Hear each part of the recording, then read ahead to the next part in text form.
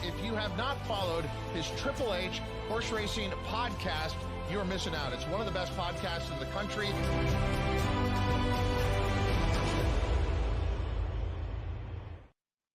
Hey, what's happening, everybody? I'm your host, Pete Visco. Welcome to episode 23 of Horsin' Around. As you're normally used to seeing Howard Kravitz pop up on your screen, but as you've probably seen on Twitter or so, he's traipsing around Europe, going from track to track, probably just blowing cash and supporting all the European track economies. So you're stuck with me tonight. We have a great show, though. Obviously, we're off the heels of the Belmont Festival weekend and the Belmont Stakes, and a great 4 days of racing, a great 4 days that we're going to hear about from one of our co-hosts tonight, Paul, who was there. So we're going to get into some detail there. We're going to talk about some races. We're obviously going to cover the Belmont Stakes in depth. We're also going to talk about some of the other stakes on the card. We'll see how many we get to. We'll try and bounce through as many as possible. And we also have Noah, who's going to be joining us, Noah Maher from Bettin' and Boozin', who was if I'm recalling correctly, was actually live at Golden Gate on the last day of Golden Gate's existence, sadly. So we're going to talk to him a bit about that. First, let's get the administrative junk out of the way. I don't like this part, but we'll do it fast. For our audio listeners, please listen, subscribe, review, wherever you listen to our podcast, Spotify, Apple, Anchor, whatever you use. As you can see, by the way, scrolling down on the bottom of the screen, please subscribe on YouTube. Definitely hit that like button. We like YouTube to know that this is a podcast that you like.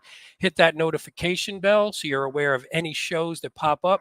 We're generally on a normal schedule, but we do have ad hoc shows, so you don't want to miss those. If you hit the notification bell, you'll know. And if you subscribe to the podcast, we'll show up in your feed, and you'll just be letting YouTube know that we're a show that you enjoy. On Twitter or X, follow at @HKravitz. That's the show. That's Howard's Twitter handle, or X handle, I should say, and it's the one for the show itself. And then you could see in all of our signatures, you could see our own personal handles. Please give us a follow as well. On our website, hhhracingpodcast.com. Nice and simple. Plenty on there. Sample podcasts, power picks, which we'll talk about in a second. Kentucky Derby and Oaks info. Now that's not as important, obviously, but there's some of the good thing is there's some videos. There's a lot of things that we did or some of the team did for Derby and Oaks that, even though it's past now, go check it out. There's a lot of live videos that were great, and it was a lot of great content. So check those out.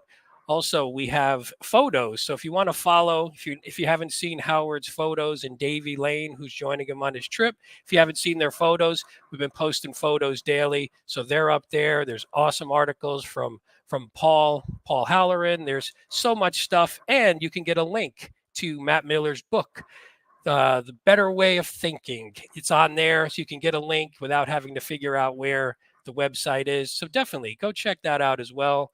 Finally, our power picks for the low price, $15.99 a month. So $4 a week, basically. You could sign up either below the video player on YouTube, or you can go to our website. Again, you could see samples, so you know what you're getting yourself into if you sign up. Maybe it wasn't the best week this past week, but it's been doing really well this year and up until then. So we look to get back on track this week. So definitely check it out, sign up. Help support the podcast, help support everything that we do. So before I get to some of the commenters, I'm going to bring on one of my co-hosts, because the other one, there he is. Now I see him back from Bettin' and Boozin', the University of Kentucky, wherever else you want to put it, our West Coast Kentucky correspondent. We got Noah Maher here. What's up, my man? And then from the Saratoga Special, from Picks and Ponies, from wherever else you want to say. He's everywhere. The upcoming book about Cody's Wish, a little bit of everything. Paul Halloran. What's going on, gentlemen? Hello, Noah. I'm not doing too bad. How you doing, Paul?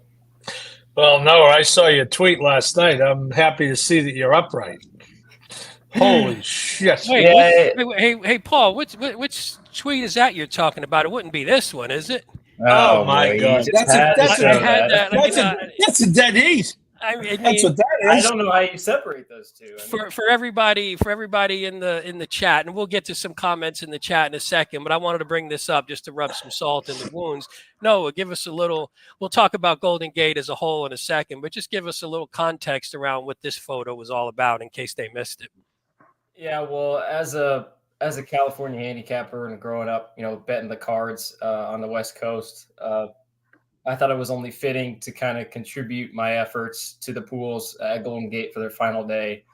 So it was actually my dad and I who split a pick six ticket. This was either the third or fourth leg, and we had the 7, and I thought live the 7 had got it done. Turns out we see that, and we couldn't believe it. And then sure enough, when that happens, you win the next 2 races and go 5 out of 6. I mean, it's almost guaranteed. I mean, that's a lock, right? Yeah, that's a lock. Definitely a gut wrencher. Something's still not over. I didn't mean to rub it in, but I don't think the three of us have really been on a show alone together. So I wanted to give you a little jab right there. But talk to us. So did you were there in person? Is that, or did you just bet it? I couldn't tell. That's why I wasn't sure if you went in person and you happened to be back in Cali, or if you were just betting it. But go ahead, please. No, I was just betting it. Kind of like I said, it's got a small kind of special place in my heart. A little funny story, the days that my dad and I would, handicap a sequence at either Santa Anita or Del Mar, and it's not going too well, something that a lot of us are very familiar with, we just kind of switch gears and say, you know what, we're going to take our talents up north. So the amount of races that they had left or whatever sequence is available, we'd switch gears and handicap that and see if we could kind of turn our luck around. So that was kind of just something that I grew up on. I mean, that sounds great. And I mean, it's, I assume, Paul, I know your thoughts on, I mean, you can give your thoughts. I mean, we don't need a full blown rant here, but what are your thoughts in general on, a track that a lot of people seem to really love closing up and having its last days? What do you think? Well, I think we could all relate, right? Our Chicago friends can relate, and I can certainly relate. I talked to Mike Maselli in the winner's circle at Saratoga yesterday. He won as a trainer, won one of the New York Stakes, and Mike was a jockey, mainly at Monmouth. But, I knew he had ridden at Suffolk. I asked him, and he said, yeah, I won a few stakes there. And, I got to explain to him how the corrupt Massachusetts politicians screwed Suffolk Downs into closing. And so, yeah, you hate seeing any racetrack close. Not a lot of new ones are opening in case anyone's keeping score. So it's not like, 2 close and 1 open and it's a -1. It's 2 close and 0 open. So, yeah, I hate to see it. And Noah, you would be proud of me and our friend Bob Mullins. We think we ducked out of Saratoga after the 9th yesterday, yet we did play the final 2 races at Golden Gate in the car on the way home. So supporting the product as well. Way to represent, Paul. Did you hit either one, or did you? I believe I did not. No, I thought it would be Noah. Funny, Noah, I said, geez, D'Amato wins enough turf races down south that I hope he doesn't win the last race at Golden Gate, even though he has the best horse. Yeah, normally he shipped the bad ones up there, and sure enough. Yeah.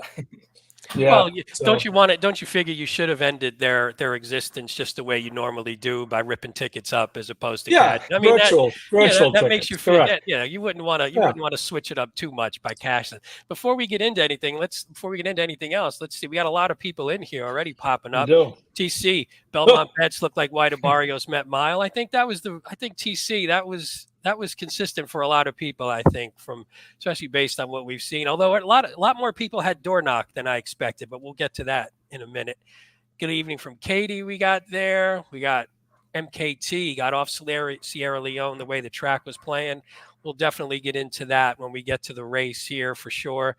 Let's see. Who else do we? I got a lot of art chats. We got Tom, of course. Tom from San Fran, so I assume is also sad about the Golden Gate closing for sure.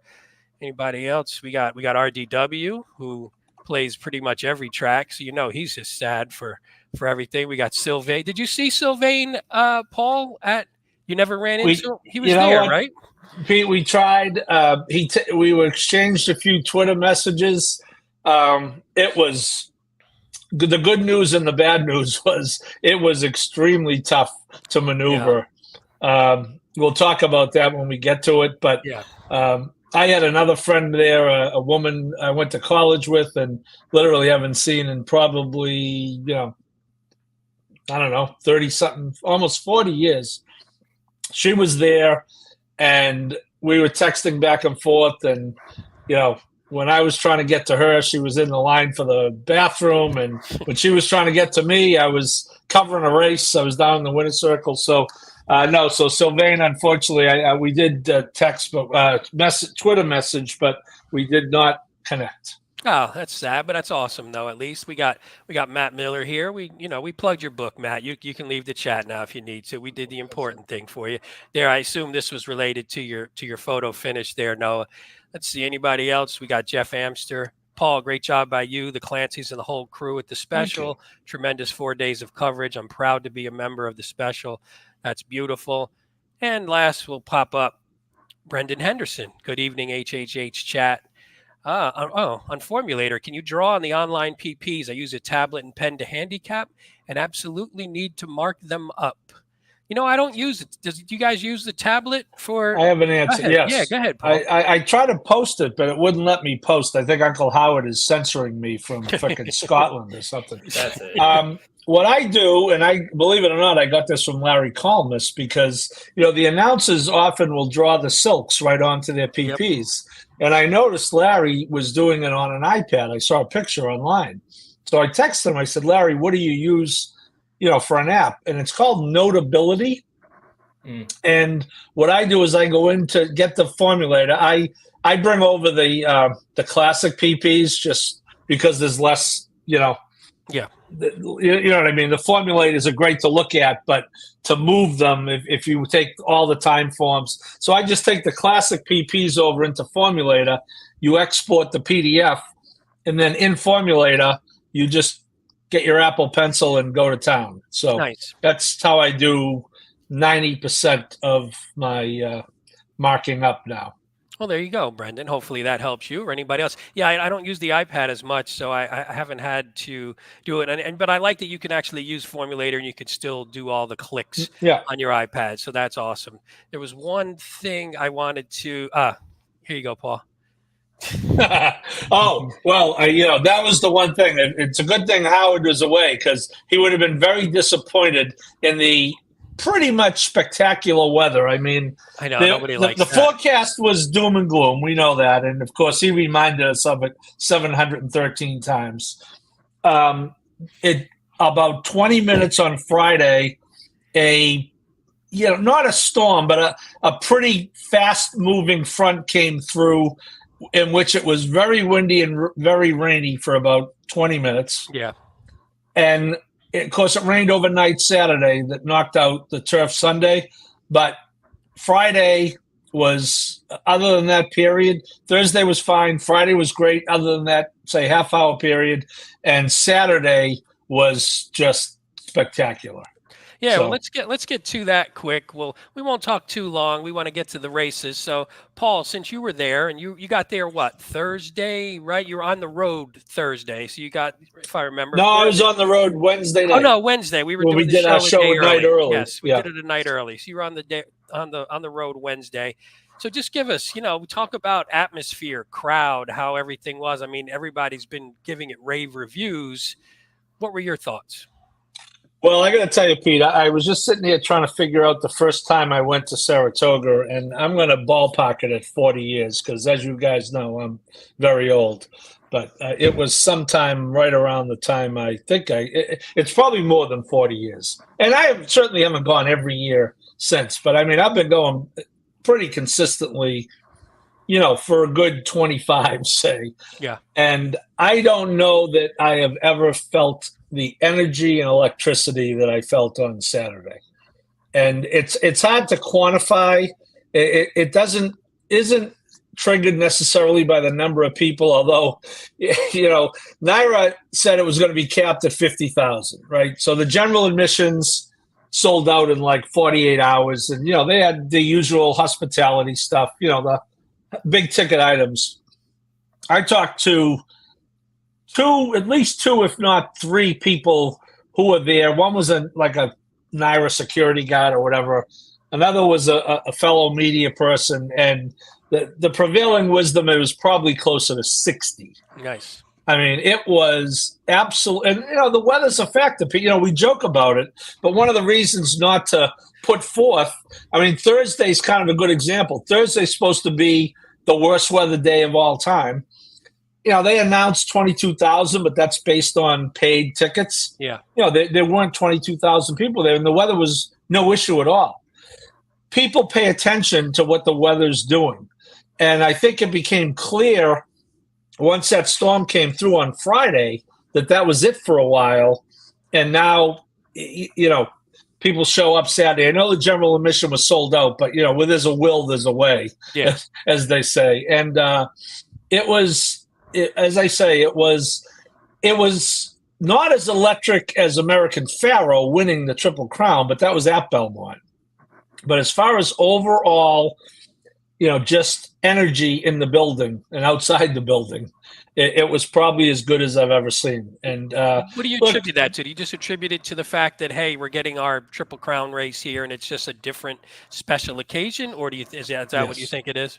I think it's, it's Saratoga. That's what I attribute it to. Well, and the novelty of it. Yes, I think both ways. People who are Saratoga people, I look at it as another opportunity to go to Saratoga. I don't have to wait till August this year. I said to Bob Mullins, we were driving into town, driving into the racetrack. I was heading to the backstretch Thursday morning.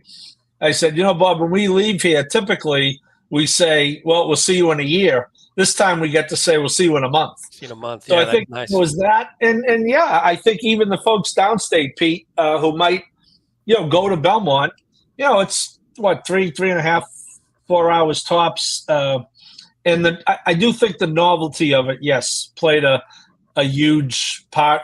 But I don't think there's going to be appreciably less people next year because the bathroom lines were long. The track was a little speed favoring. Okay, end of complaints. Yeah, maybe moderately speed favoring. We'll get to that in a minute. But my point is, overall, as far as the job Naira did with crowd control, there was, for whatever reason, a significantly bigger law enforcement presence outside police. I just think it was a case of this is a one-shot deal or a two-shot deal, first time ever, and nothing's going wrong this weekend. You can't. And everyone was a little more vigilant. You couldn't breeze by that usher and go sit in whatever section you wanted to sit in. But overall, Pete, I got to tell you, it was. Racing needs more days like Saturday.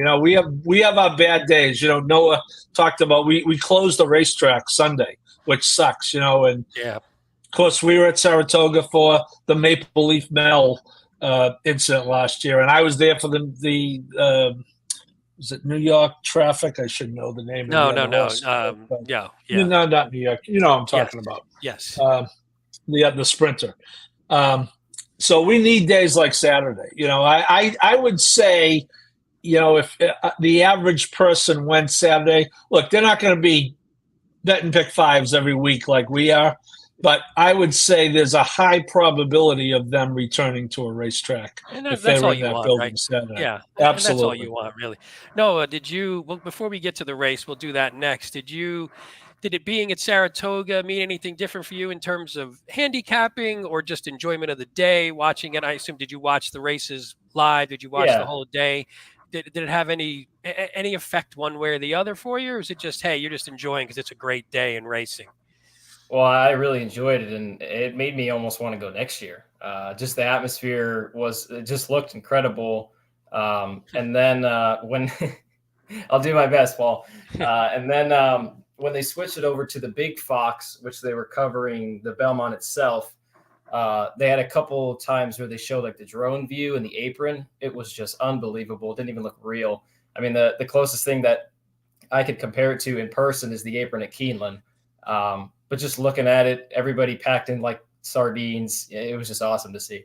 Yeah. It looked fantastic. And I mean, I'm sure everyone there had a fantastic, well, there was so much complaint. There was a lot of complaining, Paul, going up. They don't take cash. They don't do this. Everything's wrong until you get there. And then you just forget all about that stuff, hopefully. And everybody just has a good time and enjoys a great race day. And, we'll talk about the races themselves and whether we thought it was a great day in terms of how the track was playing. That might be a little bit different, but we'll get to that in a second. So let's jump in. Let's start talking some races. That's what we're here for. We'll talk first. It was New York Thunder, Pete, was the New York. horse I thought it was Thunder, and I was going to say Jerkins. that. Yes, good job. Because I was going to also, say that. But also in a horrific day. That was terrible. Yes, both. But again, you need the good days, and there's going to be some bad ones, and you just don't want to dwell on the bad ones more than you also enjoy the good ones. You want to do both, I think, when you're there. So let's bring it up. We'll start with the Belmont. I'll bring up here. We got the chart. We see Belmont Stakes. We get the winner, number 6, Door Knock, pays $37.40. Basically just sitting off, sees the gray, gets a beautiful trip. You guys, I'll talk first about the race, and then I want to touch Noah on a little personal side about it for you as well. Paul, did you think, well, first of all, what did you think of Door Knock winning? And second, did you just think that a lot of it had to do with trip and sort of whether you want to call it bias or how the track was playing? What did you think about his run and sort of what contributed to him getting his win? Well, first thing I think, Pete, that if I don't know that I could be more wrong about a race as far as the winner. I mean, honestly, I thought Sierra Leone would win, and I thought if he didn't, Mindframe would. So I guess I wasn't totally wrong. But if you asked me to pick, how many were there? 10? If you gave me 8 picks, I definitely would not have had Door Knock. And if you gave me 9, I would have been down to him and the maiden protective. I guess you can't. The one in the Derby is still a real thing, Pete. I guess is. Yeah. As far as trip, did I see him winning without the lead? And I know he wasn't far off, but he, as you could see that you had the chart there. He was on the lead, and then he wasn't. Sees the Gray was predictably going to turn into a pumpkin at some point. Well, let's let it run. We'll let it run here right from Sees the Gray was really, really over-betting this race. I wasn't the only one who was wrong about the race.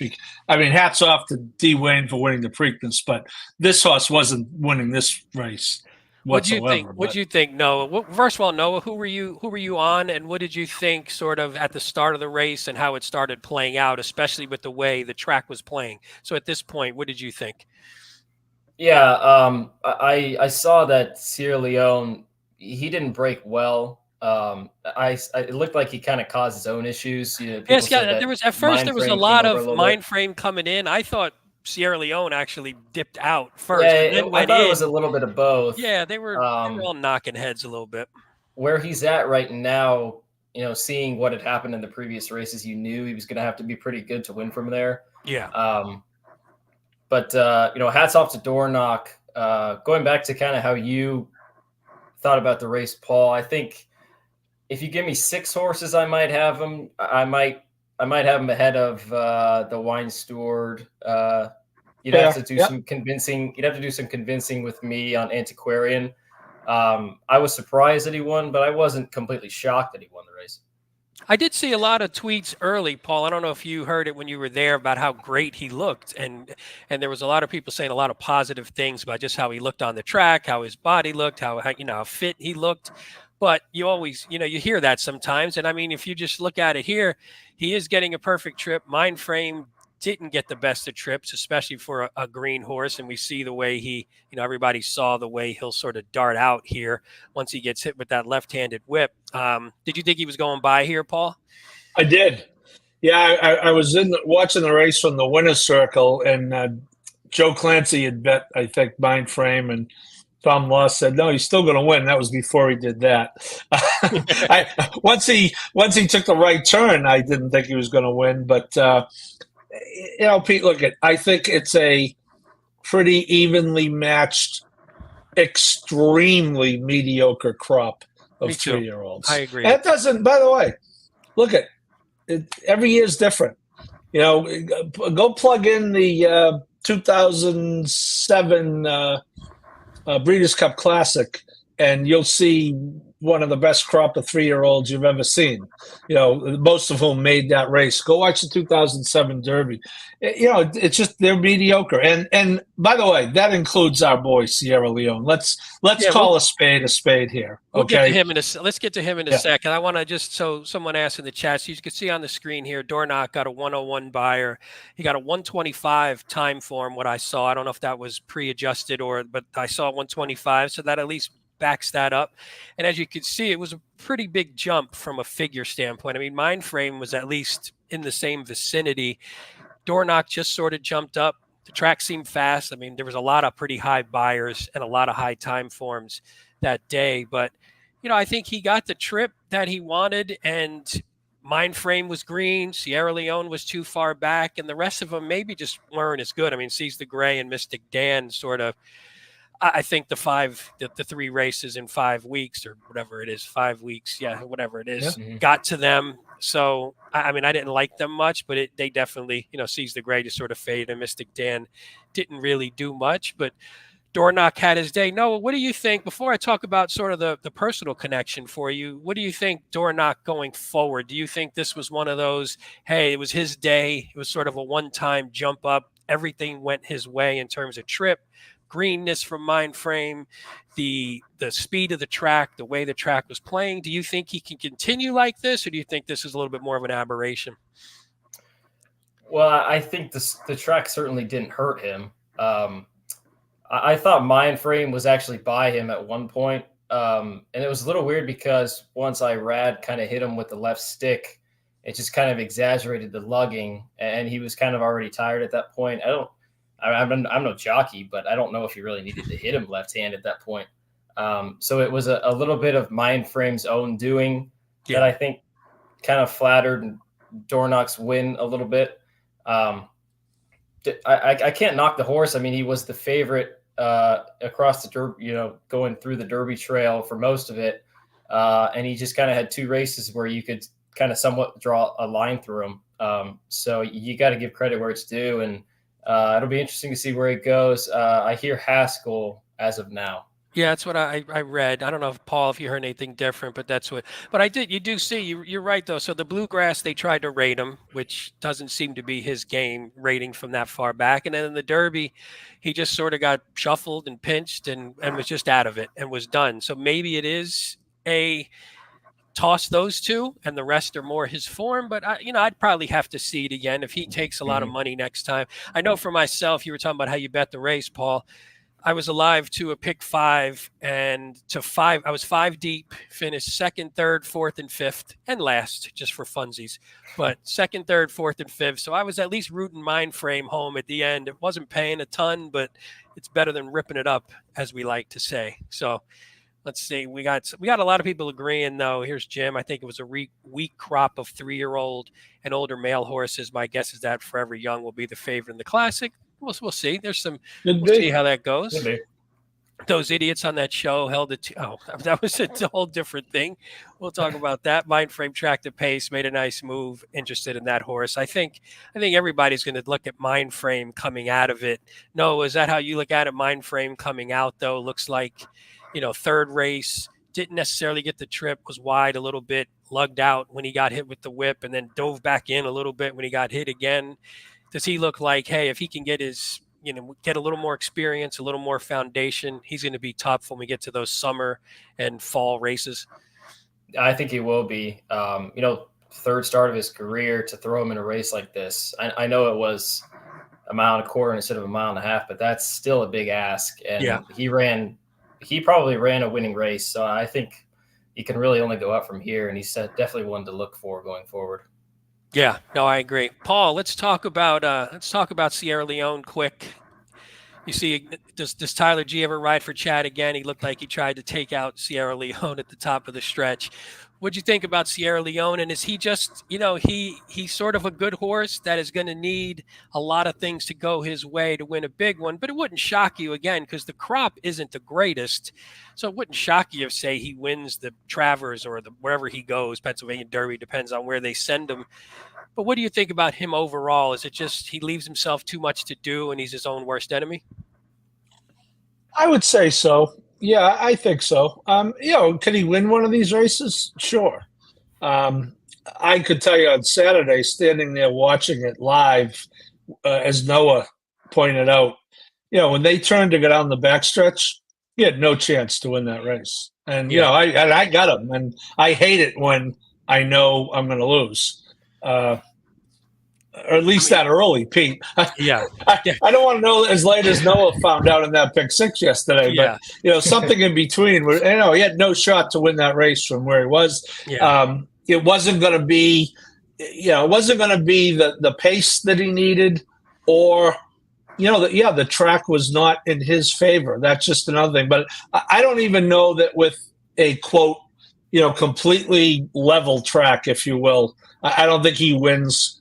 With those fractions from there, it didn't seem like Pete he ever, in the past we've seen him really, once he got underway, really flying, and he was moving this time, but not with the same, in my opinion, not with the same velocity as in the past. Can he win one of these races? Absolutely. Is he a great horse? Absolutely not. Yeah, no, I agree. And I think that's what we could say about most of the crop. And that's what you're going to see them maybe beat up on each other a little bit for that reason. I mean, when you look at a Triple Crown sequence, having three horses, I know Seize the Gray was, I think, a little under 10-1, but having basically three different double-digit odd horses win the Triple Crown races doesn't necessarily speak to the most top heavy or the most talented crop. It seems to lean towards parity to me. So I think maybe playing any of these horses going forward, unless Mindframe really jumps up,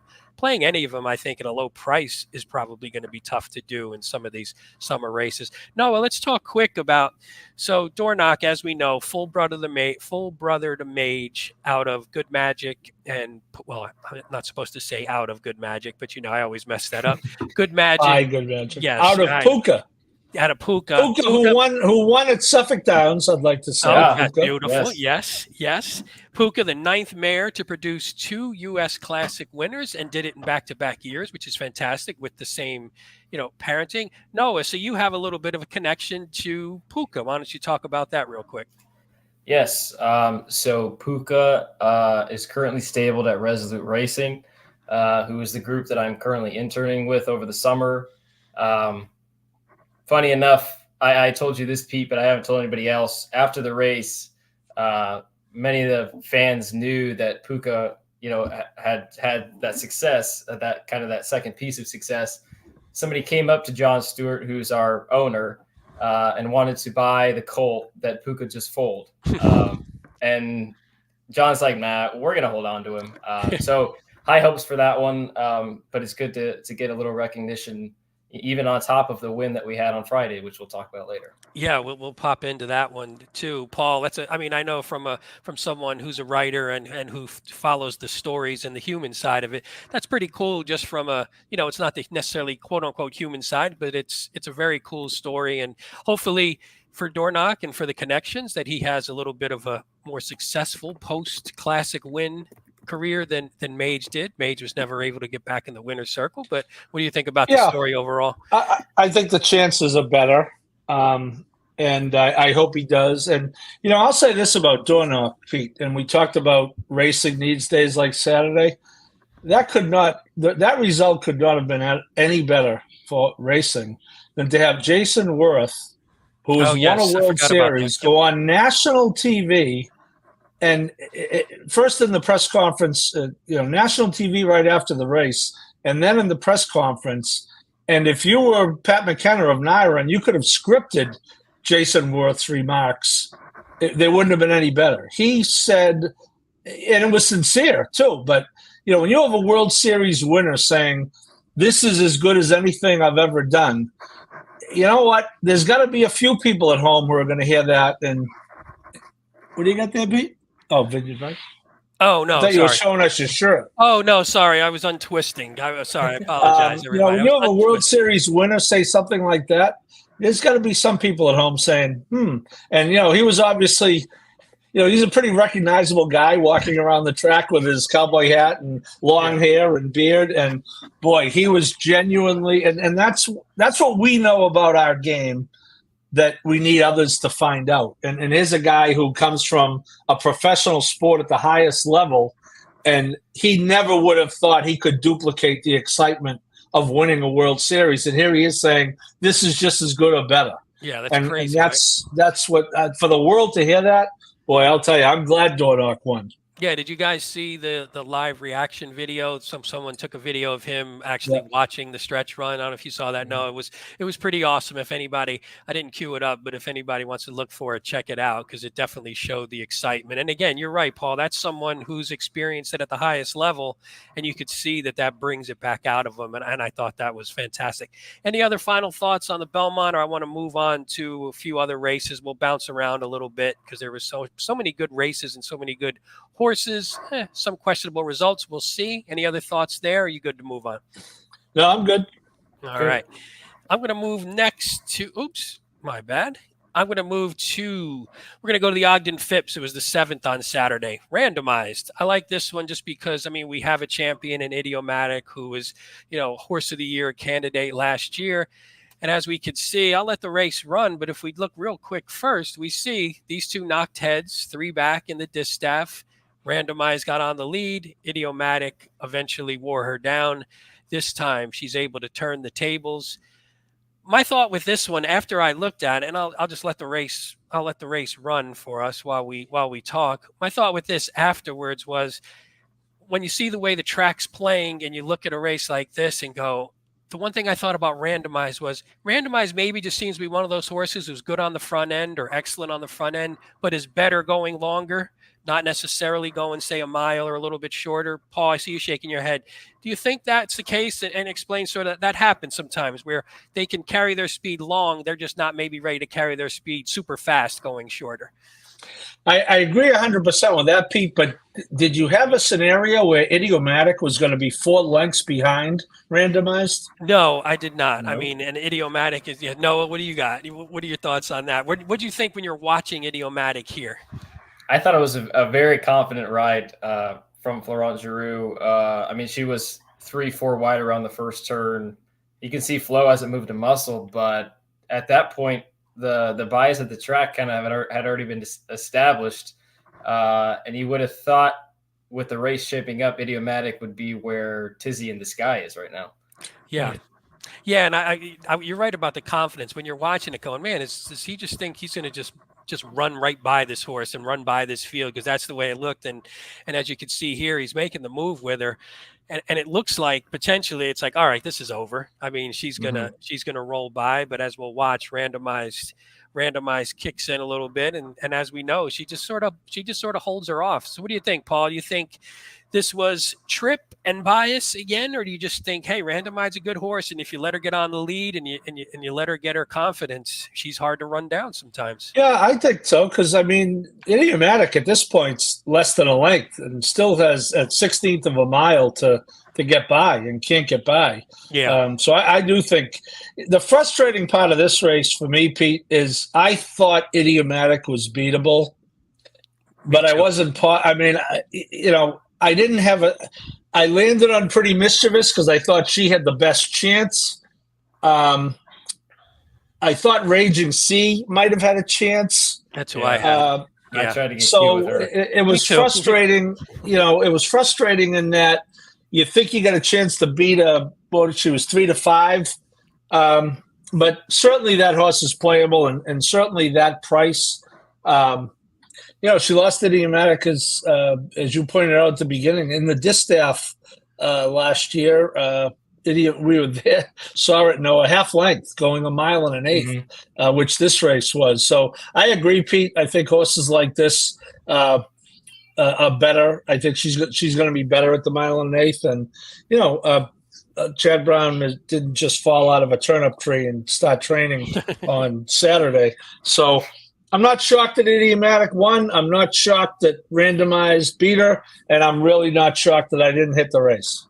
When you look, though, so and no, I don't know if some people care, some people don't. If you look, her last 3 races from a buyer standpoint, she's in the 90s. Not that 99 is far off the 100 and 101 and 102. From a time form standpoint, Randomized was 122, so I assume Idiomatic was around there as well. Do you think just, hey, Idiomatic just had the worst of it in all possible ways? Maybe not the best ride. Maybe it was against the bias and was wide.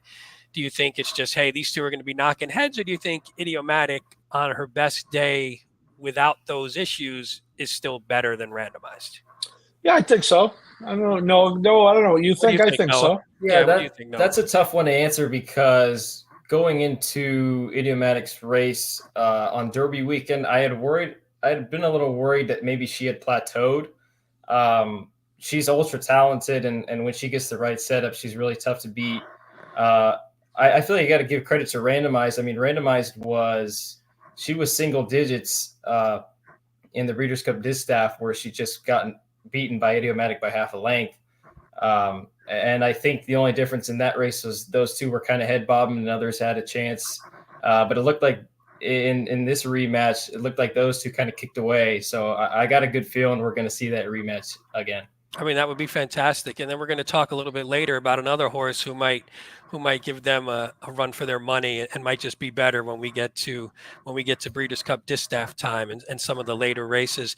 The only other one we'll talk pretty mischievous. You talked about, Paul. I think she's just maybe a notch below, and she just I agree. She was beating the track that, she's not, where she was, she's not coming from there either. No. And I think, too, she beat up on what wasn't the most stellar crop of 3-year-olds last year and doesn't necessarily seem to have taken a huge step forward. So until she does, I don't think I'd be looking at her against, say, the likes of these going forward. All right, let's jump to I did that same thing again. Let's jump to the 8th race, the Woody Stevens. Bookham Dano gets the win. Prince Monaco in second. Nutella Fella in third. If we look here quickly, we'll get Bookham Dano, 100 buyer, 123 time form. Sort of flattered. Noah, what did you think? Who did you like, first of all, Noah, coming into this race? And what did you think of Bookham Dano sort of, I guess, after following the loss to Forever Young, and that race seems to be flattered based on Forever Young's performance in the Derby. Bookham Dano just seemed to use that as a springboard to a pretty good performance here. Yeah, I actually was teetering between either putting Bookham Dano or Prince of Monaco on top. So this was one of the few races where I saw it correct. This was one where some weird stuff happened. There were a couple horses that didn't break, and then you had the two just go ape shit crazy on the lead.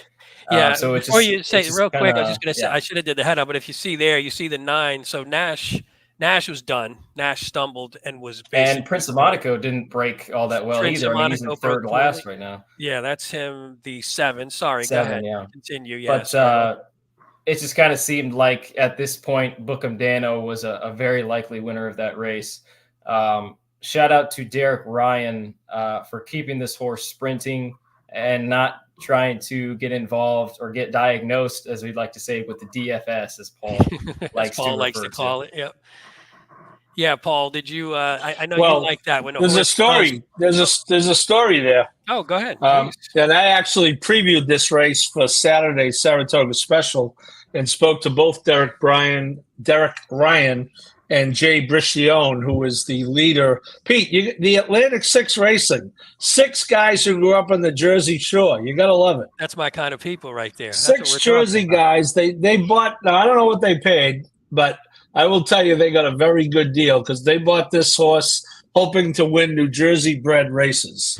And the next thing you know, they're in Saudi Arabia, running for $1.5 million and getting nailed. The tip-off was this horse was nailed in the last jump by Forever Young, who came back and ran huge in the Derby. Yeah, right. So, and Derek Ryan's a great guy. Good call, Noah. Good for him. He, after the campaign last year, which ended with a close second in the Nashua, Derek Ryan targeted the Saudi Derby as opposed to the Kentucky Derby. And as he said to me on the phone Thursday, then all I had to do was convince the owners. And fortunately, as not all owners do, the owners listened to their trainer, and they had an unbelievable trip to Saudi. They just about won the race. They got nailed on the last bob, and I thought this horse ran huge Saturday. I agree with Noah. A couple of things happened, but let's make no mistake who was the best horse in the race. This horse, I read, had a great ride and really good story, having a New Jersey bred win this race. And, I think we're going to see him back for the Alan Jerkins on Travers Day, and hats off to them. Yeah, no, I can't agree more. I mean, I'm with you, Noah. This was basically one of the few races that I had right. And I actually almost put in our picks, I almost put Nutella third, and for some reason chickened out. And I don't know why, because I really thought that there was Big enough run pace from in him. here. Yeah, and we're going to talk about him in a sec. You're our West Coast correspondent here. What'd you think of Prince of Monaco? Definitely had the worst of it. I mean, you look at this here, broke basically way too far in the back, unlike what he normally would do.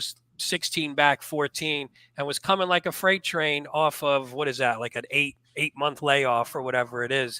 What'd you think about his run and his prospects going forward? Yeah, this is one of Baffert's that I thought or I knew was a better going one turn. I didn't really like him all that much in the juvenile. I preferred Muth of the two that were in that race. The layoff didn't really concern me all that much, just because it seemed like Baffert was kind of pointing to the spot, and just the way that he was working. Was those works are phenomenal, right? Yeah. So definitely one going into the race that you had to, at least be afraid of. I put him on top, and I thought he ran really well. It'll be interesting to see if Baffert keeps him out east or if he ships him back west. I think. What do you think though, if they do decide, hey, let's give him another shot? Say go Haskell or, point to the Travers, any of those, would you look at that and say, nah, I just don't see it for this horse. Let's keep him short. Sometimes that's not the case with some of these super talented ones. They're like, let's give him another shot going long. Would you be against under those circumstances? I don't know. Paul mentioned the Alan Jerkins, which is probably an ideal spot for him. I didn't think that Woody Stevens, other than those two, was a really great race. Nutella, who was off for quite a while, the August or September of last year, was the one who was running well in third. But kind of outside of those three, nobody really ran all that well. So in terms of this kind of division, wouldn't be a bad spot for him to go. Yeah. Paul, what do you think of a horse like that who just looks better going one turn, but obviously is talented enough to where if they said, let's give it another shot, what do you think? I know you're usually against that. So. Yeah, well, I just think the way he ran, and by the way, Pete, the race took a big hit when Vlahos had a scratch. That was because I thought Vlahos was a major player there. Mm-hmm. It didn't hurt the pace. It didn't hurt the pace. You see, they went 21 and 43 flat. So Frost Free, my friend Brett Crichton, who I also wrote about, great guy. He was really winging it. I can't imagine running anywhere other than the Alan Jerkins. He could run something in between. The Alan Jerkins is until Travers Day, which is August 26th, 25th, whatever that Saturday is. So, I don't know what there might be out in California in between. Now, the other thing is he can keep him at home and run in the Pat O'Brien on the same day. Yeah. So the Pat O'Brien is the same day as the Alan Jerkins, and he doesn't have to ship him across the country. But the way he ran at Saratoga in that race, I would think strongly about the Alan Jerkins. It'd be fun just to see. It's nice because you don't know if he would be a player at the top of the division going long, but he's going to be a player at the top of the sprint division. So if you can do that, there we go. RDW, RDW was in on Bookham Dan. It was out. The last one. Nutella, I'll just point him out quickly, only because if you see last year, he only had 2 races. He was he got switched, going to the hopeful, wins the hopeful. And I think the buyer scares you off because you look at it and you go 72, 93 time form. It was one of those races that, didn't necessarily produce much behind Nutella after that. And then like Noah said, he comes off a 9, whatever that is, month layoff, and he's coming late. And what if he's just good? Now, again, he looks like he should be a sprinter, out of run happy, but he's got Candy Ride on the bottom. But what if he's just good now, and maybe he's another one that could be a player? We'll see what happens. I mean, he hasn't really done anything wrong yet in his 3 races. I don't know. Noah, you got a thought on him? Well, this is one where, it could have maybe set up for him, but, based off of his 2 races on paper, there might have been some better closers in the race. So I think just kind of shows his ability and his progression from 2 to 3. Gary Contessa's one who, I don't follow too much, but I know he's very familiar with having success with some young horses, especially out at Saratoga. So another one that could be a prospect for that same race, the Alan Jerkins. Yep. All right, so let's move on. We'll hit the next one we're going to hit. I want to hit this one, obviously, because it may have been the most impressive performance of the day. Cogburn in the Jaipur, 111 buyer, 131 time form. What was it? I want to make sure I get it right. 59.8. Yep. What was it? The fastest 5.5 ever in North America. In the world. In the world. Is it in the world? What are your thoughts there? I mean, I think we talked about Cogburn, but this was this looked like a pretty good field on paper. And this horse, man, his horse has just become, we'll put it on. I mean, he does it so fast, it won't be a long replay. But this horse, man, ever since they put him on the turf, aside from the 1 race at Kentucky Downs, he's just been dominant. Yeah, this was, I got to tell you, this was impressive. I think this was a good field, Pete. I think you hit the nail right on the head. Yeah. You had Applebee's filly, who was 8 for 9 in the exacta lifetime. You had Applebee's other horse who just ran out of racetrack at both Keeneland and Churchill, who was flying. So you got 2 Applebee's to deal with. You got Big Invasion, who's got some really good races in his PPs. Arzak was in great form coming in. This was a good race, and this horse just made them look silly. And just got on the lead, too. Didn't even fool around. 21-1, and see you later. Bye. No, what'd you think watching this one? I mean, did you like this horse coming in? Did you like Cogburn? What'd you think? I did. Just being a turf sprint, I went pretty deep in my horizontals, and I think it was TC Markham who at the beginning of the show was like, well, after the fact, I feel stupid for going 4 and 5 deep and then seeing that this horse is romped. Last thing I'll say is if you had any doubts about his performance on Derby Day, you don't have any doubts now. No, that was unbelievable. I mean, and again, like we talked about, if you look here, he's been on the turf 6 times. Is it 6? Yeah, he's been on the turf 6 times.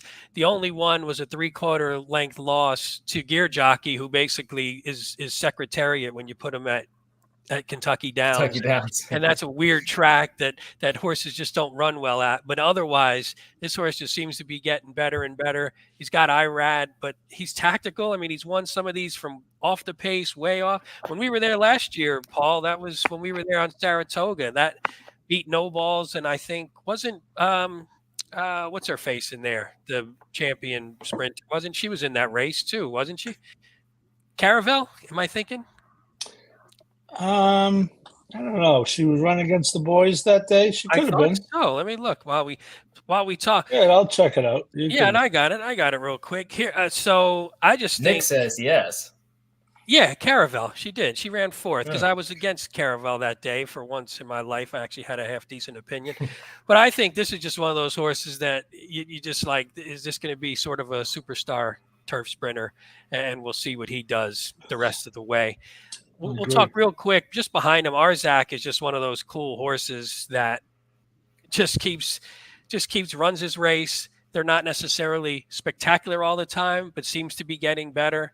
6 years old now. He came back at 6 and he wins the Shakertown, runs a pretty good second in the Jaipur that we saw to a fantastic horse. This is just one of those fun horses, Noah. What do you think?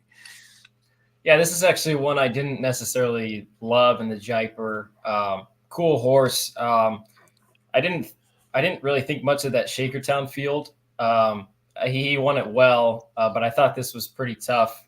Actually, this is one that our Uncle Howard had on top, and I'm not really sure why I can give him credit for a show that he's not on. Yeah, we don't do but that. one that ran well, one that ran his ass off and could only get 3.5 lengths within Cogburn. Well, that's a whole different story. I'm not sure he's going to top him, but hey, at least he's going to be in the mix. And then you see the Applebee's Star of Mystery third. I mean, she's pretty talented, and I think she's going to be heard from. She was really fractious behind the gate. As a matter of fact, the jockey was off at one point, so that's a pretty good third. Of course, I love that happens when I have bet the horse. Of course. But yeah, she was pretty amped up, and when we get to talking about the Manhattan, I'll talk about. I had a chance to talk to Charlie, and the concern of any horse coming over for the first time is how are they going to take to the travel, the environment, the racetrack, and then throw in on Saturday the real X factor. 60,000 people there, but that's actually a pretty good effort because she was pretty amped up before the race. Well, that's good to hear. I mean, yeah, she's definitely one you'd want to follow coming back or wherever she goes, or she goes back overseas. And the last one, the other Appleby, Mischief Magic, who I liked only because I thought there'd be a hot pace. And this horse is just one of those that just generally leaves himself a little too much to do every time he's going to get his race. I thought maybe Buick would get him involved a little earlier and be a little bit closer, but that didn't happen. As you can see, he was way back. But he's one of those that could probably catch one of these under the right circumstances, even though it's going to be pretty tough to beat our Cogburn on his best day. All right, let's move real quick. We'll have two more on this day. We'll hit really quick. You were right about this one, Paul. You were all over National Treasure in the Met Mile. It wasn't much of a field. White Abarrio was supposed to be the main competition, and he just sort of spun his wheels. What'd you think about this race? Yeah, that was a stinker. And as we saw, I don't know if anybody saw, White Abarrio has moved back to Saffie Joseph now. So, maybe you can get the Saffie juice to, maybe a different flavor of juice. It's a tough business when you win the Whitney and the Breeders' Cup Classic and end up getting fired on the horse. It's pretty tough. Poor Rick Dutcho, man. And again, I thought White Abarrio was, he was very good. He was outstanding in both of those races that I saw, and I would take nothing away from him. I thought he was significantly overbet in Saudi, and again, I think he's very good, but quite frankly, well, I don't even want to go down the road because people will think I'm not objective. But when people were talking about this horse as horse of the year last year over Cody's Wish, I hope that they're saying a rosary, thanking God that abomination didn't happen. Because I went back and watched last year's Met Mile, and look he did beat him squarely in the Whitney. But anyway, it's not about Cody's Wish. National Treasure, it kind of is about Cody's Wish because that's the day, Pete. I thought National Treasure was just lucked out in the Preakness, slow pace, lulled him to sleep, got beaten soundly in the Belmont and Travers. Okay, he's not that good. Runs evenly in the Awesome again. And then when I saw him live and in color at the Dirt Mile, fighting back after Cody's Wish went by him, I said, this horse, I thought differently of him. And look how he ran in the Pegasus. He ran the same type of game race. He didn't run great in Saudi, but he didn't run terribly either. No. And I just thought, I thought he was a cinch in this race. Of course, everyone else did too. He went off at whatever he was. Was he 4-5, Pete, or 6-5 maybe? $135, so whatever. Yeah, 6-5. Yeah, so there wasn't a lot of opportunities with him. But, I think this is this is a horse that if I had to bet the Breeders' Cup Classic today, I'd be as likely to bet him as anyone. And I know it's a mile and a quarter, and this was a mile. So don't. I understand that. I can read the form, but this is a real racehorse, and I thought he ran great. Well, no, that's what I was actually going to ask. Do you think this is the kind of horse that when you stretch him back out and hit those longer ones? Somebody mentioned Senor Buscador. I put a little list. You have Senor Buscador, First Mission, Skippy Longstocking, Laurel River, Ushbush Tesoro. Those are maybe the top ones, and then we don't necessarily love the 3-year-old crop, except for maybe if Mind Frame sort of moves forward. But do you think of National Treasure as, hey, I think he can stretch out, Whitney, any of those races up to the Classic, or is he just going to be? Is he more powerful? You agree, Paul? What do you think, Noah? I do, especially especially it being a Delmont, Noah. Yeah, this is one where I'm really torn because his 2-mile races just jump off the page and are really impressive. But at the same time, I feel like he's just kind of figured it out. Even in the juvenile, when he was a 2-year-old, Baffert was on record saying that I think he's going to be a better horse down the line and with more distance. I thought his Pegasus, maybe was even his most impressive race. So the 3 that he's rattled off, if you kind of take away the trip to Saudi, the 3 that he's rattled off in the States are about as good as we've seen so far this year. So I don't know. I guess it'll just kind of depend on where he goes with him next and how he kind of progresses. Right now, if he were to go to the mile, I think he would be a pretty heavy favorite. But I think he can compete with those horses, especially at his home track in Del Mar. Yeah, I agree. Good call. Yeah, and by the way, no, the Saudi race, he lost the Senior Buscador, Ushba Tesoro, and Saudi Crown. Yeah, who were pretty good horses. So not exactly chopped liver, right? Yeah. I agree, Noah. He could go win the dirt mile maybe at even money, potentially, depending on who's. I don't know that. I don't know who else is out there, but I'm going to doubt he's going to run into another Cody's Wish in the dirt mile this year. I think that was just bad timing last year. But does Bob Baffert want to try to take a shot in the Classic or win the dirt mile? I think we know the answer to that question. Everything being equal. All right, let's move quickly. We'll try and zip through these last few. We'll hit the Manhattan real quick. I didn't have a ton on the Manhattan. We have measured time here. I won't even show the replay. Measured time, 104 Beyer. I think it was 129 time form, which sort of backed that up. You said you had some thoughts on here. You had a conversation and a story on this one, huh, Paul? Yeah, well, I had an opportunity, Pete. There are some perks to this job, and having my good friends from Godolphin. I was able on when was this? Friday morning, I was able to sit down one-on-one with Charlie Appleby, which, I'm doing this a long time, and I can get a little jaded, but I was pretty excited about that opportunities. I think we're talking certainly about one of the top 3 trainers in the world, and we don't have to talk about his horses. Of course, I read him wrong.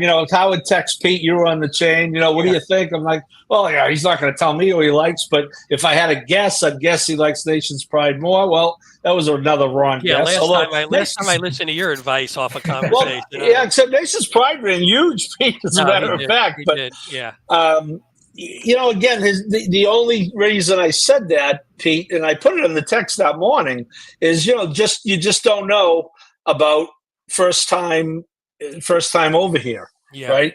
And Nation's Pride, on the other hand, was making his 7th start in North America.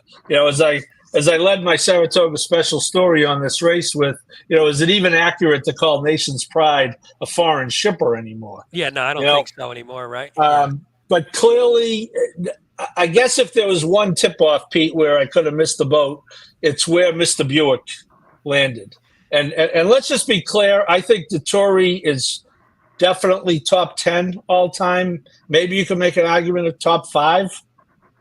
Maybe someone want to go further. But on June 10th, 2024, let's not be confused with William Buick and Frankie Dettori. Okay, no. William Buick is elite right now. And maybe Frankie is too, but it's with one E, and Buick has one on each end. Okay? And where he lands, you would typically think the horse might, that might be the horse that. Yeah. But I thought they both ran great. I liked them both. I thought the horse you liked, Pete, I thought was going to run well. He didn't. I did not think I'm Very Busy was going to run well. I know Howard loves that. Howard loves that horse. He was probably crying overseas about that horse. They're going to rename that horse I'm Not Very Good. And I thought program trading, Pete and Noah, he had just a fine trip there, right? He was right. Noah. Yeah, I was going to ask right, Noah. He was in position to pounce, and he just got beat. And he was right there. Just got beat by better horses. Yeah. What do you think, Noah? I know our good friend Patrick Kunze was licking his chops as they were going around the far turn. I mean, Pratt had him positioned perfectly. Perfect. This was a weird race because early in the wagering, measured time wasn't getting a lot of attention, which I thought was a little bizarre. But I think a little bit of it, what attributed to it was the fact that Appleby had some horses that came over that were very likely winners that did not perform very well. You had Siskany on Thursday. You had English Rose on Friday who acted up. Another one who acted up. Yeah, looked great. She was 7-5, 6-5 at post time and ran a really nice second at Keeneland, which we saw, Paul. Yes. So I think maybe it was a little bit of that and just the fact that it was a really wide open race. But, measured time started to take some money late. And again, with Buick hopping on, I thought he was a very likely winner of the race and ran really well. Yeah, no, I agree. I think that's it. I'm with the Buick. I was sort of against Nation's Pride, but for that reason more, Paul, of do I need both? Do I really need to have both Applebys if you just think one's better? Is it sort of a waste to have them both? But I like program trading a bit and didn't do much. And Al Rifa was my top choice, and that horse basically didn't run at all. We'll go quick to Charlie was 0 for 5 to Noah's point, Pete. Charlie, heading into that race on the weekend, was 0 for 5. It's crazy, right? Yeah. Which, now that means you got, if you want to hit that race without him, you got to think he's getting it back on the plane going 0 for 7, which is, That's not going to happen too often. Although with the 2 losses in the sprint, he's now, I think if I remember the stat, he's now done 1 for 8 in turf sprints in the U.S. So when he brings over a turf sprinter, maybe that's where you could catch him if his horse takes money. Let's go back to Friday real quick. I just want to talk about 2 more races quick. This may be one of the most impressive performances and just horses in general. Torpedo Anna, 99 buyer, so wasn't huge from a buyer scale. 121 time form, definitely back that up. But just showed that she's the dominant horse in this division and could be, I know you're going to hear, can this horse run against the boys, the 3-year-old boys? Can you point to those races? And when you get to the distaff, we were talking about randomized and idiomatic earlier. Is she going to be a threat to them, or is she even better than them? Paul, I'll start with you. What'd you think of the performance? I mean, you were there in person. What was sort of the buzz around the performance? Because it was pretty eye-catching just to watch. It was impressive. Of course, I was 4 for 4 in the pick 5, single to just FYI. So I did. Yeah, I'm about done with that horse. My cousin Nick, who will be on the show actually with me and Paul on Thursday. When I sent him my picks, he's like, "You're just giving just FYI one more time. You just can't quit, can you?" I was like, "Well, I'm going to give it one more shot," and that did. And by the way, Pete, I had no problem with the strategy. Just try to take it to him. Why not? You know what? Yeah. And Torpedo, and I thought Torpedo Anna was good. I wasn't positive, Noah, that the Oaks in general was all that great, but I would say if you want to put this horse in the next 3-year-old male race, whatever that is, the Haskell, and I don't think Kenny's going to, Kenny has the blessing and the curse. He's got Mystic Dan sitting there, although Mystic Dan really didn't run well on Saturday. Mystic Dan, I think you'll see next in the Travers. I think he gets Dan who had mucus or something. Was that Mystic Dan? Mucus. Mucus 2, maybe? No, Mucus. They scale it 1 to 5. He was a 2. So he's going to get a break until the Travers. Yeah. But Kenny is for now going to go the female route with this horse. Yeah. The Alabama is a. Coaching Club American Oaks is a classic race, and the Alabama as well. So, but this was ultra impressive to see, and I'm done trying to beat her just for now. I've tried it the last 2 times and got stuffed in a locker, as Uncle Howard. I mean, Noah, what'd you think? I mean, it's a great performance. Hernandez McPeak, been on fire with these 2. Now you look at it and go, if just FYI isn't nearly as good and hasn't really progressed, is this the best field? But my thought is always, I don't care as much about the field if you beat the field the way you're supposed to. So maybe this isn't the greatest field in the world, but she beat the crap out of them. So who really cares how they were behind her? What do you think? Yeah, I really didn't mind the tactics from Junior. I thought it was kind of a 2-horse race, and I thought it was a good idea to kind of take it to her. I thought Torpedo Anna, just being positioned outside, was going to have a little trouble trying to get over. So I thought, just kind of taking it to her and making her do something that she hadn't really proven to do, which is sit off, wasn't such a bad idea. It just so happened that it just was not just FYI's day. And then last thing, I think most of the Twitter world has seen the pictures of the shoe falling off of Torpedo Anna. But yeah, she's just a grinder and a winner, and she's just been really impressive up to this point. Yeah, you see Nick here, so he said, I'll say just this, Torpedo Anna 3 for 3 on the year, and she's won each race by 4+. And if you watch close, she hasn't necessarily been asked yet. No, she seems to be winning these pretty comfortably. She doesn't sit way off, but as you said, Noah, she showed that she could sit off a target. She showed that if you put her on the lead in the Oaks, she won on the slop. She's won now going 1 1/8. She won when she was sprinting. And basically it was just the golden rod where she was maybe off a little bit too slow, and then she got a break after that. So she's going to be tough. She's going to be fun to watch the rest of the year. So pretty excited about her. The last one we'll talk about, and mostly because it has sort of another personal connection. And you mentioned it before in the New York. We'll get to it. In the New York Stakes, Didia wins by a length and a half. And Noah, talk about Didia a bit too, reflecting back on how you have a little bit of a connection to this one.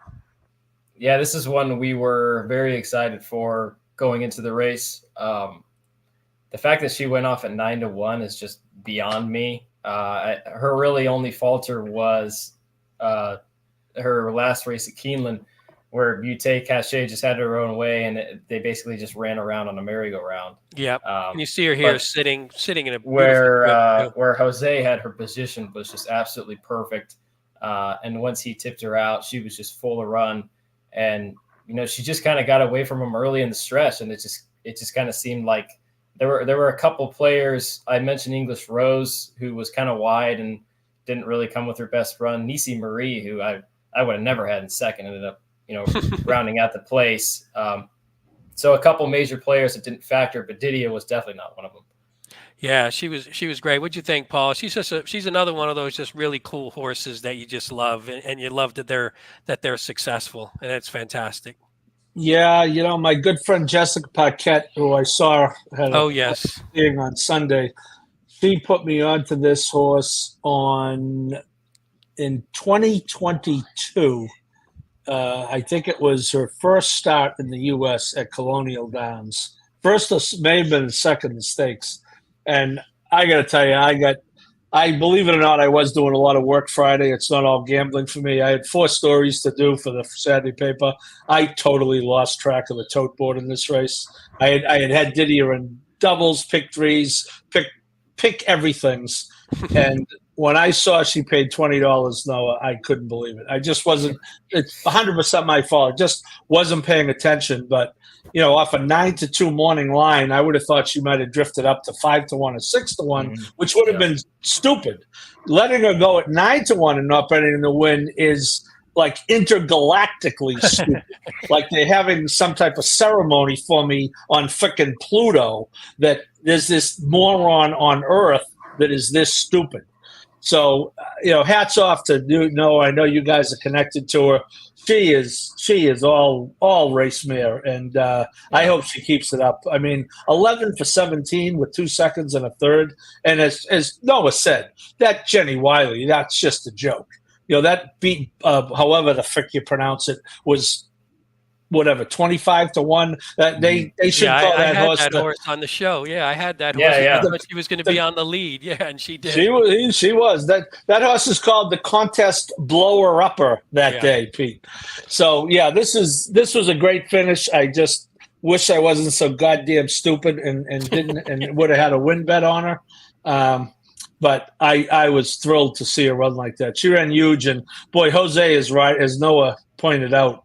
Jose has given this horse I would say 3 really good. The last race I don't even count because he was laying second, and the track nothing you could do there. Nothing you could do. But the Pegasus in this race, tremendous rides. I'm happy for him. I'm happy for John and the Resolute people and Maribel Stables, and Nacho Correas is a great guy, and great result. I think Jose just got win 3,000 on Sunday. Am I right? Churchill, back at Churchill. Yeah. Yes, he did. It's funny. This is one of those when you have a pick 5, Paul, and you'll definitely appreciate this. You have a pick 5, and you have 2 9-to-1 shots that win for you, and you feel pretty good about how you structured the ticket, and then the race you lose, is the what? Would she go off the 50-cent roses for Deborah, losing by a head when I didn't know. I ran every perfect race almost the whole weekend, and then that one, I'm like, what the hell is he doing? Come on, man! I'm like, I can't believe it would have lose this pick 5, which would have been half decent with a 50-cent shot, and that was the one. That was the one that cost me. And Future is Now is a horse I actually like, but I singled roses for Deborah, so I was pissed mostly about that one. But that's what pick 5s do to us. Is there any Future is Now? I missed Future is Now, Pete. Now it's coming back to me. I had a pretty big double with Didier into Just FYI. Oh, no. Yeah. So what are you gonna do? One day you'll play Torpedo. Yeah. One day you'll swap. One day I'll do the right thing at the track, Pete. I'll make every right decision, and I'll get hit by a truck crossing Union Ave, and that'll be it. What I wanted to say to sign off. Well, first of all, is there any other horses? We didn't go through every stakes. Is there any other horse that really jumped out? No. Oh wait, Paul, you have one. Go ahead. Yeah, Arthur's Ride. Oh yes. In the allowance race, that was almost 2 full seconds faster than the Suburban at the same distance. Yeah. Absolutely would have won the Suburban. I don't know, Pete, do you know what he got? He had to get like a 105, I would assume. He got 111. Wow. Yeah. That was ultra impressive. Let's see where Bill Mott goes with this horse next. I think the race is going to have a name, and it's going to have stakes as part of the name. This horse was really good. And if you watch the race, Pete, he had to put up with a loose horse. The 9 in this race. Check the I think it was Dettori, if I'm not mistaken. It was. Tappet Shoes got Chuck Dettori at the gate. And, ended up going by. I talked to Junior about this after the race. He ended up going by Arthur's Ride, Pete. If you pick it up right going into the first turn, the clubhouse turn, rather, he ends up going by Arthur's Ride, and if you see it there, that looked scary, but that was another version of the flying dismount. There he is, right there. You can see him stretching out. Looks like he's ready to run. It's nice, and nice when you're short 120. We know Arthur's Ride can sit off. And Junior said, Pete, right when he came up to him, he said that my horse got into the bridle for about 1/8 of a mile. Oh yeah, because horses are competitive, and. He, believe it or not, said he would have won by more had this loose horse not been there. And I think he won by 12 3/4. Yeah. This horse was really good. Now, I don't know about the field, but 2 minutes and 0.9, just about 2:01. 2 minutes 0.99, as Mr. Mott uttered in the winner's circle. That's racehorse time. And it is. Suburban was 2:02.71. Yeah, it's almost 2 seconds. Arthur's Ride's a weird one because he was super talented. He come into the year and you're thinking, hey, he had a nice layoff, wins by 7, 101 buyer against mostly junk. But you figure, hey, we know this horse was talented. And then maybe he just hated the track that day, the slop at Churchill, and this was a train wreck. I don't know if you heard anything. Was there any excuses for the race 2 back, Paul? Did you hear anything when Yes, he was just dreadful? Yes, I did. As a matter of fact, I can answer that. Pete, you got to read the Saratoga special online, Pete. I can't read anything more than a form these days. I'm getting too old. My eyes don't work the same way. Yes. So the race at Churchill, Junior said we know what the track was like that weekend. I think you were there, Noah, if I'm not mistaken, right? Yeah. Junior said warming up that race, he knew the horse had the horse. He said the horse was actually angry. He hated the slop so much. Oh, that's and he said he told Mott after the race, just completely scratch it. Don't even consider it. You say just hated it that much. That's good to know. I mean, we could always use more horses in the older handicap division. So I mean, you hope he progresses from here. And like you said, if he goes up into a stakes, then fantastic. All right, we're a little over than normal. Noah, I'll leave you. You can have the last word. Any parting thoughts? Anything? We're done with the Triple Crown season now, so now it's on to the summer season. What are your thoughts on the Triple Crown as a whole, or looking forward to the summer racing and on all that comes with that? Yeah, some races this weekend, there were a couple horses that maybe, some of us didn't have a little off our radar. But ultimately, I thought the Acorn Torpedo Anna was very impressive.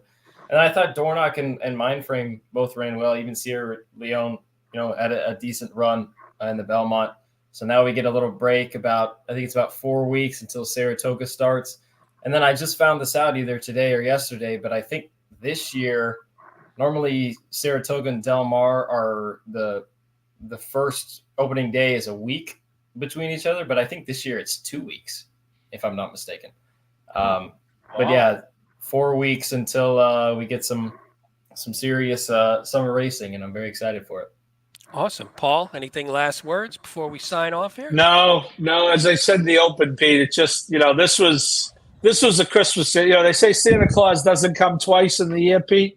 This was Santa Claus coming.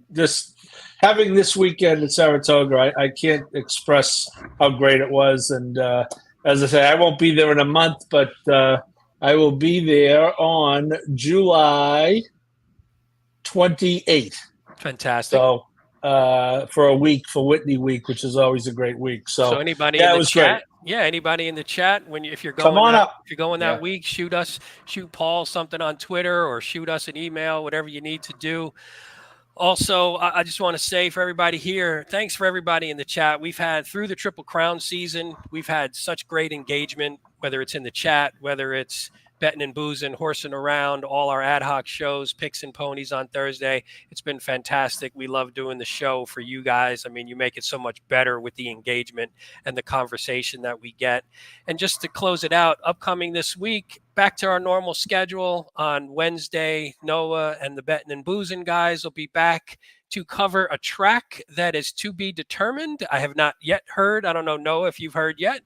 So we have a track to be determined for the betting and boozing guys. And on Thursday, myself, Paul Halloran, in the absence of Howard, and my cousin, Nick, who Paul met at Saratoga last year, will be making his debut on the podcast. And we're going to be covering a nice stakes day, Pegasus Day, or I don't know what they call it day. There's a few different stakes at Monmouth, which is a track we don't do very often, aside from maybe Haskell weekend. So we're looking forward to that for all the Jersey crew. But aside from that, for myself, Pete Visco, for my co-host tonight, Noah Maher and Paul Halloran, thanks again for joining us. We'll see you next week. No crush your bets yet. We'll cover that on Wednesday and Thursday. But thanks for joining. End of the Triple Crown. Belmont Stakes weekend was awesome. We love you guys. Thanks in the chat again. Take care, everybody. See ya.